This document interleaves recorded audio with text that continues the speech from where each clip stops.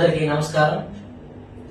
ఉభయ గోదావరి జిల్లాల పట్టభద్రుల ఎమ్మెల్సీ కూటమి అభ్యర్థి శ్రీ పేరాబత్తుల రాజశేఖరం గారిని ఎమ్మెల్సీ ఓటర్లందరూ మీ యొక్క అమూల్యమైన ఓటుని మొదటి ప్రాధాన్యత ఓటు వేసి రాజశేఖరం గారిని భారీ మెజారిటీతో గెలిపించవలసిందిగా కోరుతా ఉన్నాం. కూటమి ప్రభుత్వం అధికారంలోకి వచ్చిన కాడి నుంచి రాష్ట్రంలో ఎన్నో అభివృద్ధి కార్యక్రమాలు, సంక్షేమ కార్యక్రమాలను చేపట్టడం జరిగింది.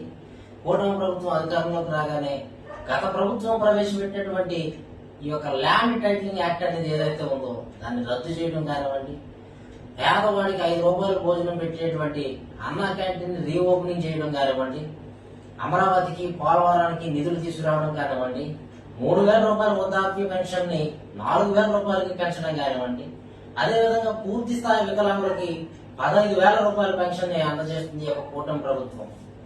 గత ప్రభుత్వం చేసిన పనులకి రాష్ట్రం క్లిష్ట పరిస్థితుల్లో ఉన్నప్పటికీ కూడా ఇచ్చిన హామీలను నెరవేర్చే దిశగా కూటమి ప్రభుత్వం అడుగులు వేస్తా ఉంది. కాబట్టి అందరూ కూడా ఆలోచన చేసి రాష్ట్రాన్ని మరింత అభివృద్ధి పథంలోకి తీసుకెళ్లే దిశగా మీరు కూడా సహాయపడి సరైన నాయకుడిని ఎన్నుకోవాల్సిందిగా కోరుకుంటూ సెలవు.